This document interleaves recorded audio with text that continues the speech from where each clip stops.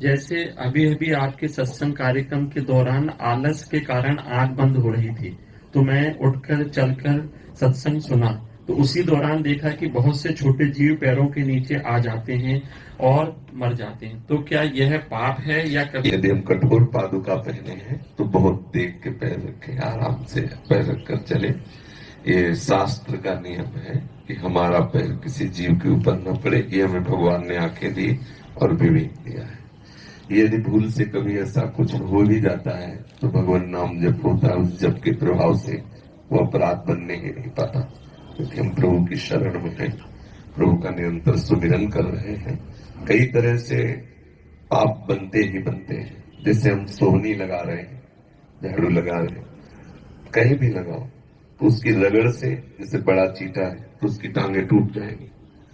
अब सोहनी लगाना ही लगाना है, इसलिए की कुंड है।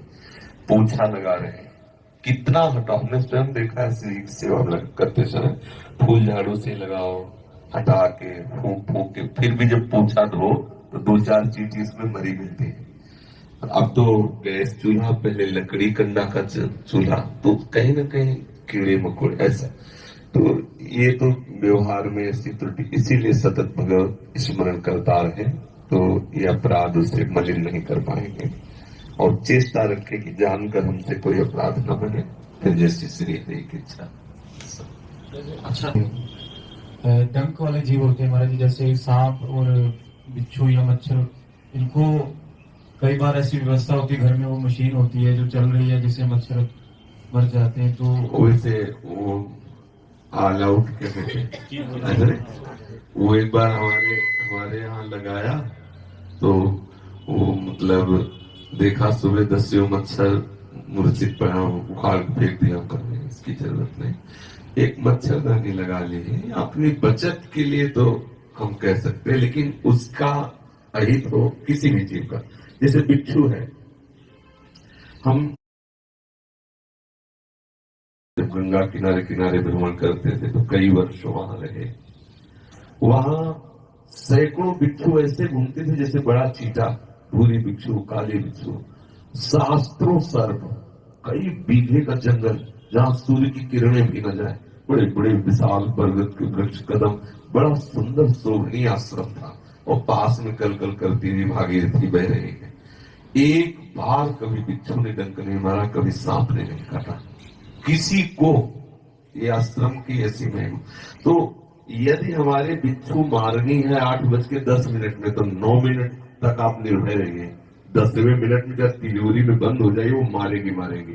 तिजोरी के अंदर अपने आप पैदा हो जाएगी और आपको मारेगी। ये लोग कहते हैं काल है, इसे मार देना चाहिए। तो उनसे पूछो कि काल को किसी ने मार पाया है क्या? काल ही सब कुछ चाट जाता है, उसको कोई मार नहीं सकता है। तो हर जीव प्रभु की सृष्टि में प्रभु के द्वारा रखा गया है, तो उसका भी अधिकार, जितना आपका अधिकार है उतने उसका भी अधिकार। अपना बचाव पक्ष रख रहे हैं। बचाव पक्ष में यदि कुछ ऐसा हो, जैसे मानो कोई जीव है, हम उसको दूर फेंक, अब उसको जो कष्ट हो रहा है हमारे पकड़ने से, जो चेष्टा से, वो बात अलग है। हम अपने बचाव पक्ष में हैं, उसके मारने के पक्ष में नहीं। जैसे सांप हम पर आक्रमण कर रहे हैं, हम डंडे से उसे दूर फेंक रहे हैं, इसमें उसको कष्ट हो रहा है, ये हमारे बचाव पक्ष का है। हमसे अब ऐसा तो नहीं है कि भाई हाथ में गोद में लेकर चूम के उसको छोड़ेगा, ये ऐसा तो नहीं। मतलब सांप है तो डंडे से मारेंगे नहीं, लेकिन उसको दूर हटाएंगे। परिवार है, बच्चा है, घर दौड़ो, जंगल की तरफ उसे नहीं। इतने में जो उसे कष्ट मिल रहा है, उसको प्रतिकूलता मिल रही, वो जाने। हम अपने बचाव पक्ष में, मारने के पक्ष में। मारने का पक्ष कहीं नहीं लिखा हुआ है, शास्त्रों में कहीं ऐसा नहीं पाया गया कि आप सांप मारो, बिच्छू मारो, ऐसा। और भागवत में तो आता है कि